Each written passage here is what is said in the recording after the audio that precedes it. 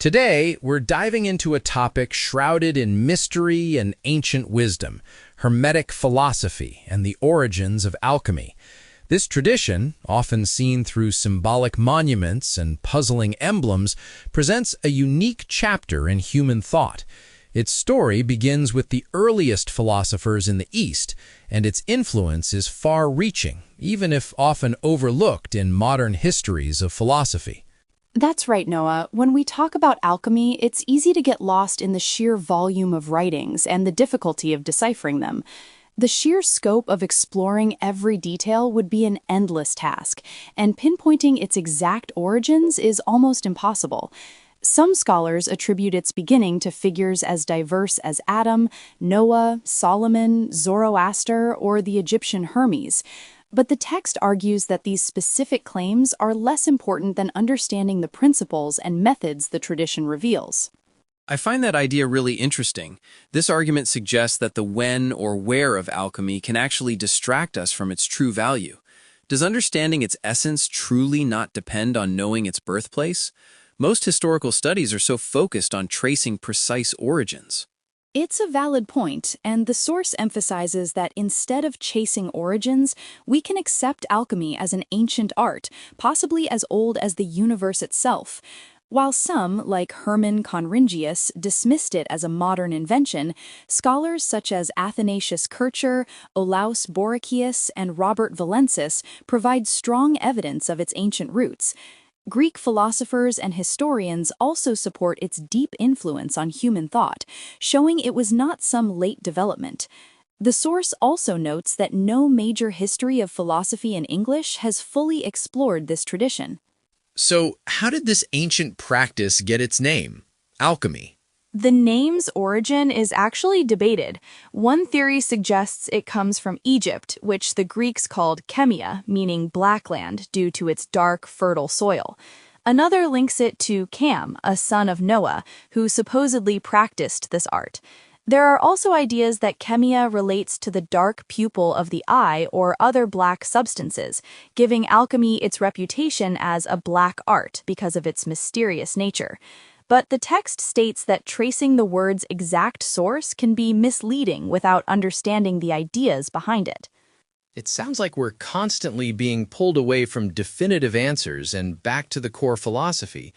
Where do we begin to understand those core ideas then? We begin with Hermes Trismegistus. He's a legendary Egyptian king and philosopher said to have lived around 1900 BCE, long before the pharaohs or Moses. He was known as the Thrice Great for his mastery of nature's secrets and discovered how to perfect the three kingdoms, mineral, vegetable, and animal, through their shared essence. He holds a central place in the Hermetic tradition. And what remains of his teachings today, given how ancient that is? Sadly, most of his attributed works were destroyed, notably during Emperor Diocletian's purge around 284 CE, when he burned Egyptian books to stop their use in creating wealth to oppose Rome. However, two crucial texts survived, the Asclepian Dialogues and the Divine Pymander. The Pymander, though short, is remarkable for its eloquent wisdom, flowing from a deep understanding of nature. It said it could inspire even skeptics to explore beyond doubt, touching on divine human potential and spiritual renewal in ways that surpass many religious texts. These texts were translated into Latin by Marsilio Ficino and into English by Dr. John Everard. That's quite a claim. What about the more practical side of alchemy, the processes and methods?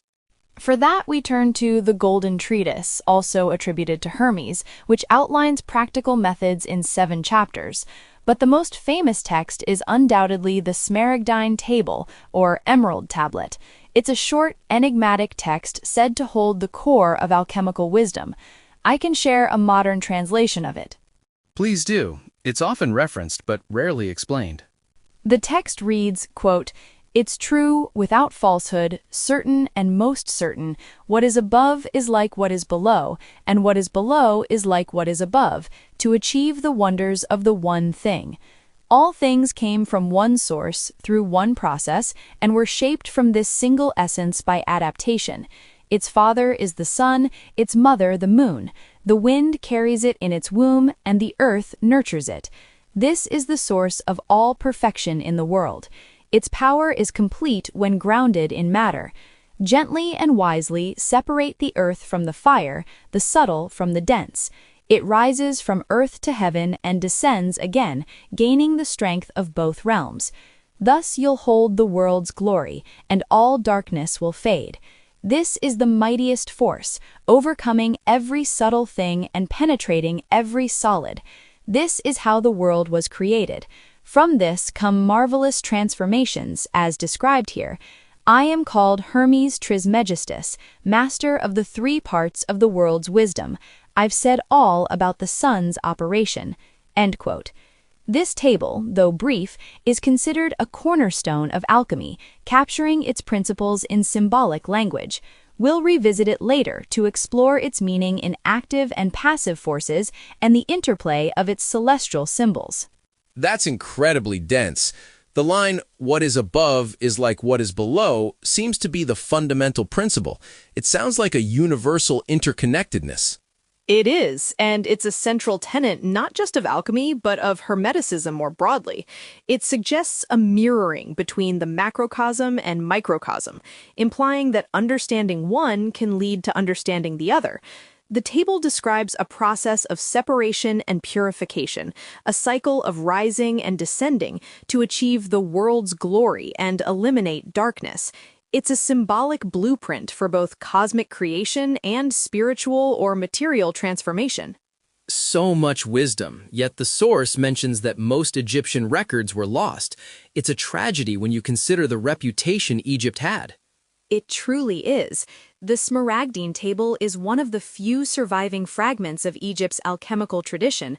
Most records, riddles, fables, and hieroglyphs were lost, leaving only fragments quoted in later works. Yet Egypt's reputation for wisdom, wealth, and magical skill was legendary.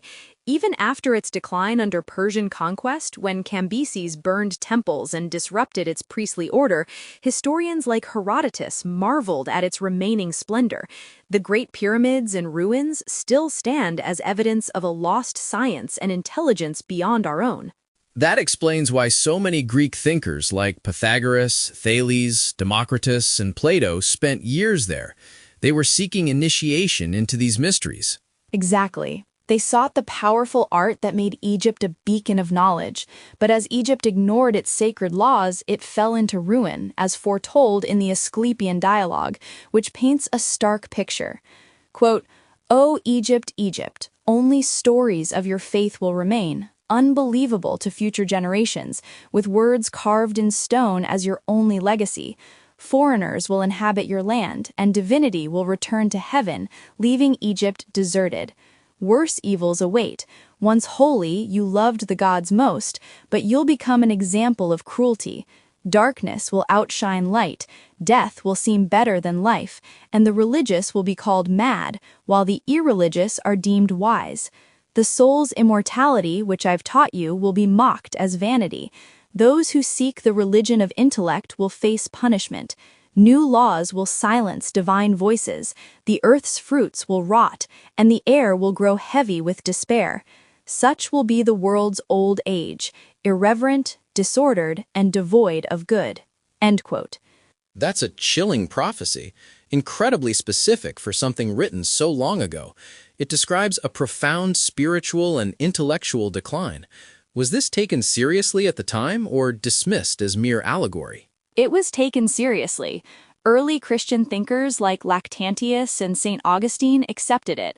While some initially tied it to the Christian era, it didn't predict Christianity's rise, but a spiritual decline that didn't fully align with the vibrant faith of early Christianity.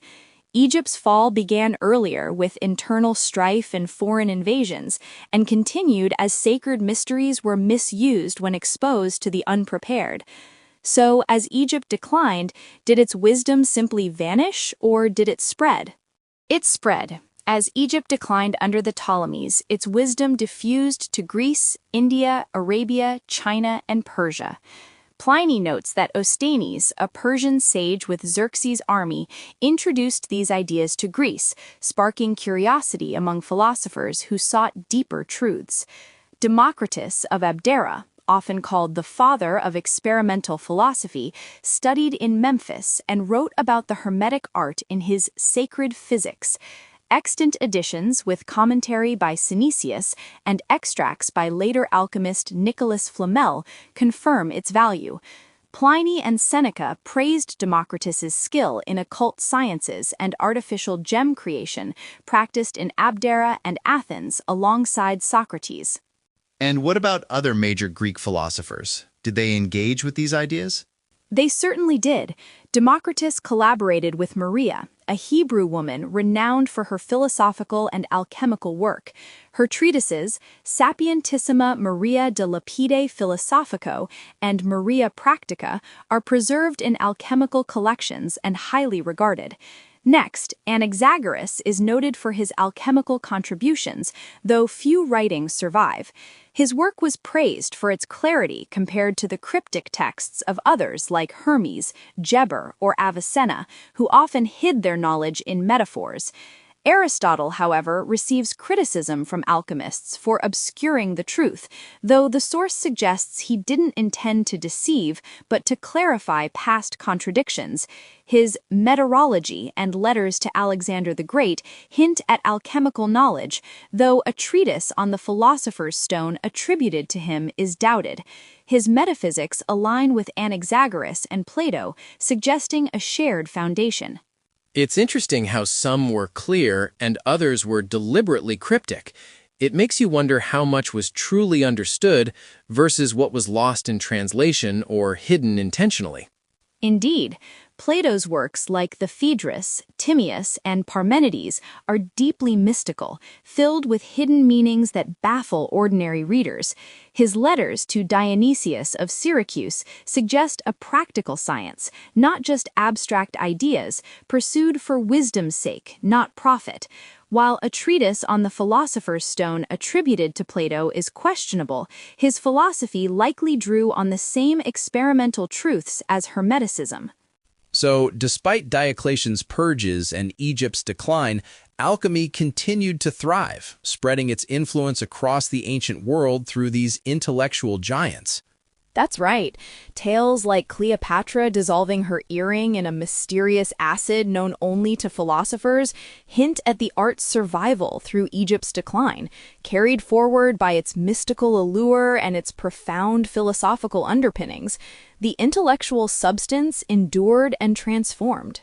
Understanding this deep history of Hermetic philosophy and alchemy truly frames our understanding of ancient thought. It shows a continuous thread of inquiry into the nature of reality and transformation. If you found this discussion illuminating, consider sharing this episode with a friend.